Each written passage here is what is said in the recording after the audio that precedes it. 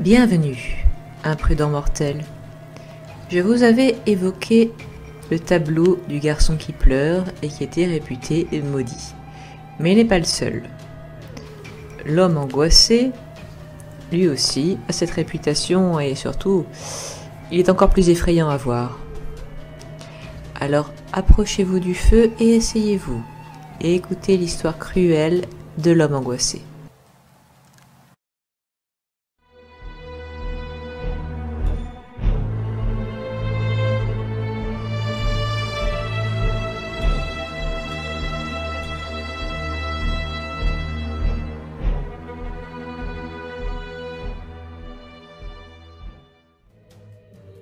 L'homme angoissé, c'est ce portrait, disons... Oui, un homme qui pousse un cri d'angoisse en théorie, mais qui le fait de manière très stylisée, comme le fameux cri d'Edward Munch, et qui est, je trouve, encore plus effrayant.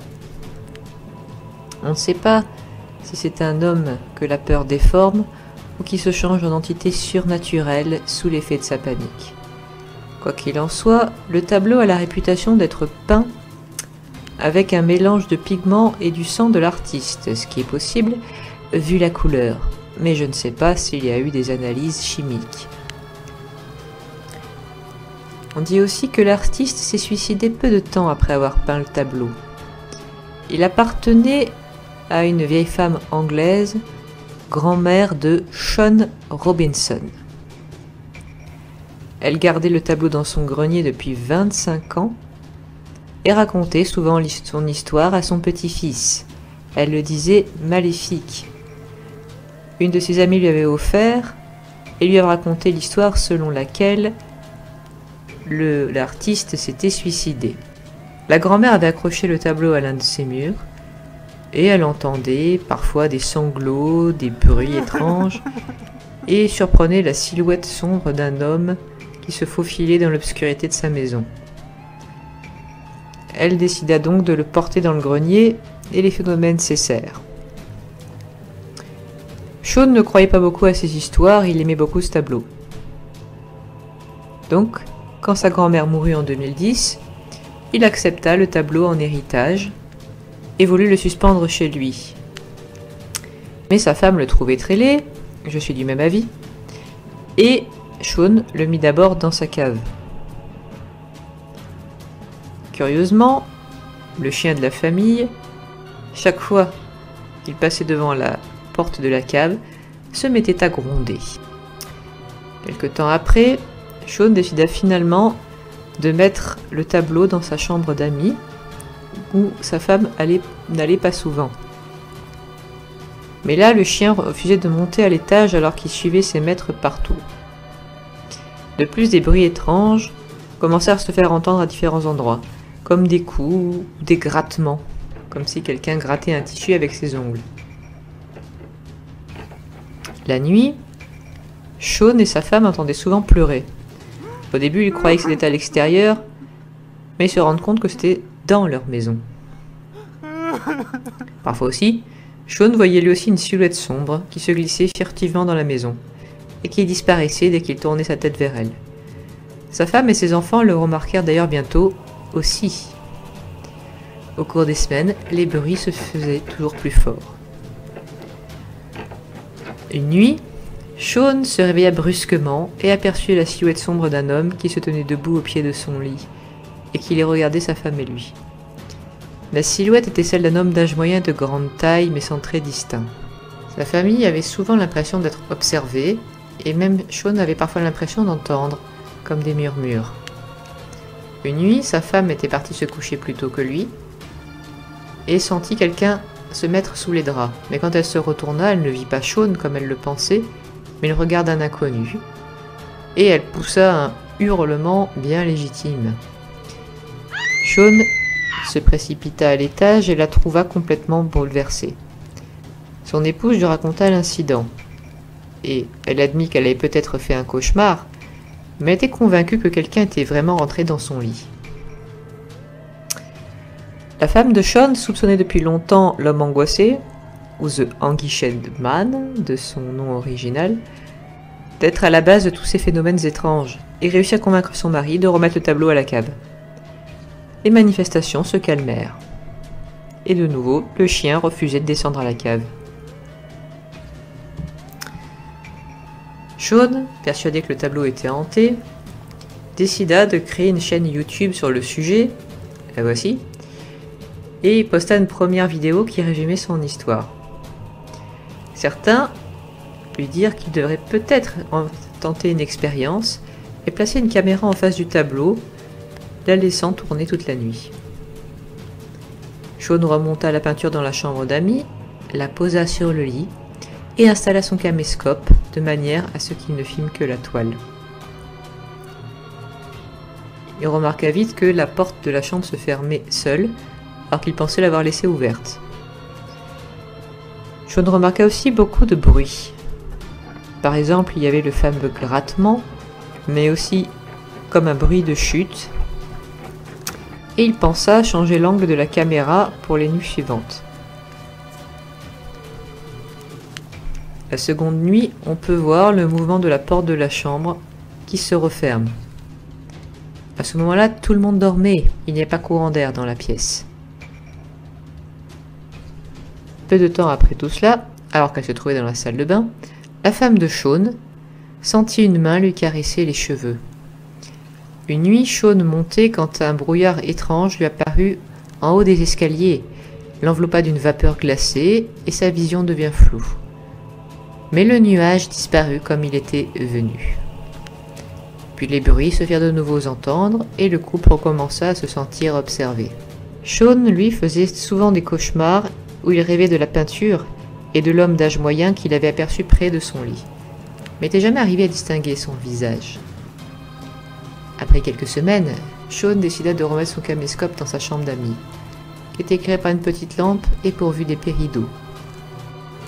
Puis après l'avoir laissé tourner pendant 5 nuits, il étudia les images et découvrit de nouveaux phénomènes. Il vit notamment apparaître des orbes lumineuses qui se déplaçaient autour de la toile. Shaun avait réussi à capturer de nombreux bruits semblables à ceux de sa première vidéo, et un incident le perturbait fortement. Une nuit, à 3h32 du matin précise, la peinture était tombée du lit. Immédiatement, une petite orbe lumineuse apparut au-dessus du tableau. Quelques jours après, Shaun entendit ses fils descendre des escaliers, quand l'un d'eux trébucha et dégringola les 4 ou 5 dernières marches. Il ne se fit pas mal, mais il avait l'air soucieux. À la fin de la journée, Shaun finit lui demander quel était son problème. Le garçon lui répondit qu'il avait peur de paraître stupide, mais il lui semblait que quelqu'un l'avait poussé dans les escaliers en appuyant dans son dos avec force. La réponse perturba beaucoup Shaun, qui se demanda s'il ne mettait pas sa famille en danger en gardant la peinture dans la maison. Il la redescendit à la cave. De nouveau, les manifestations cessèrent. Il effectua plusieurs recherches sur l'homme angoissé et posta son histoire, mais personne ne reconnut jamais ni l'artiste ni la toile. Des gens en revanche voulurent lui racheter le tableau, mais lui ne voulut pas le vendre. Certains se demandaient si l'esprit de l'artiste n'hantait pas la toile puisqu'il avait utilisé son sang pour la peindre. D'autres, si les phénomènes étaient dus à une sorte de démon. On lui conseilla de brûler la peinture, de l'enterrer ou de la faire exorciser. Mais Shaun se refusa à la détruire. Il se dit, si cette peinture est tentée, alors peut-être qu'un esprit veut communiquer avec eux. Shaun prêta d'abord le tableau à des groupes de recherche. Et au début de l'année 2013, Shaun s'arrêta chez ses parents quelques jours et emporta la toile. Chez ses parents aussi, on entendit les fameux bruits, puis son père tomba dans les escaliers, comme son fils l'avait fait peu de temps auparavant. Il travaillait alors en collaboration avec John Blackburn et Ian Lohman du groupe Mysteria Paranormal. Ils décidèrent d'emmener le tableau avec eux dans certains des endroits les plus hantés du Royaume-Uni. On peut penser que ça fait assez de hantises comme ça, mais toujours est-il qu'ils emmenèrent l'homme angoissé au château de Chillingham, qui qui est hanté. Au soir du 18 mai 2013, John Blackburn demanda à 12 personnes de s'isoler pendant 5 minutes dans un donjon avec la peinture. Elles virent toutes les mêmes orbes lumineuses bleues et un homme sentit même quelqu'un lui taper sur la tête. John Blackburn réunit ensuite ses gens dans la pièce la plus hantée du château, puis leur fit se mettre en cercle et posa la peinture en son centre. Il demanda à parler à l'entité liée au tableau. Un lourd banc de bois qui se trouvait dans la salle souleva alors 2 de ses pieds et se laissa retomber sur le sol dans un bruit sourd. On décida d'user d'un code très connu dans le spiritisme, c'est-à-dire en demandant à l'esprit de taper un coup pour oui et 2 coups pour non. John Blackburn demanda à l'entité si elle était l'artiste qui avait peint le tableau, mais la réponse fut négative. Quant à la femme de Sean Robinson, elle demanda « Vous considérez-vous comme le mal incarné ?» Et un coup fut frappé sur le sol, tandis que la température de la pièce se mit à chuter. Une grande silhouette sombre parut au milieu du cercle et se dirigea vers John Blackburn. L'enquêteur demanda si elle avait un message pour lui et le banc donna un coup sur le sol, mais l'apparition se dissipa sans donner d'autres réponses. Puis le banc se retourna violemment et retomba sur le sol, les 4 pieds en l'air. Certains supposèrent que John Sage, qui est l'un des esprits hantant le château de Chillingham, était contrarié parce qu'ils avaient amené l'homme angoissé et que l'esprit qui le hantait dans sa demeure n'avait pas été invité. Sean continue d'espérer qu'il découvrira le nom de l'artiste et qu'il pourrait vérifier l'histoire rapportée par sa grand-mère. Peut-être, pensez-vous, que Sean a truqué les vidéos. C'est toujours possible. Mais il ne fait pas ça pour faire monter le prix de la peinture et en tirer profit puisqu'il refuse de la vendre. Donc dans ce cas, son but est assez mystérieux s'il s'agit d'une supercherie. Évidemment, l'autre bizarrerie est qu'on ne sait pas qui a peint le fameux tableau. Ce pourrait être aussi bien Sean lui-même, mais encore une fois, pourquoi monter tout ce canular, si ce n'est bien sûr pour faire parler de lui.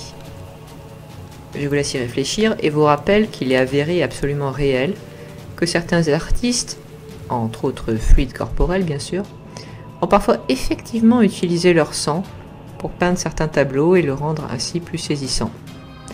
Là aussi ça sert à faire parler de soi, mais plutôt concernant l'artiste original.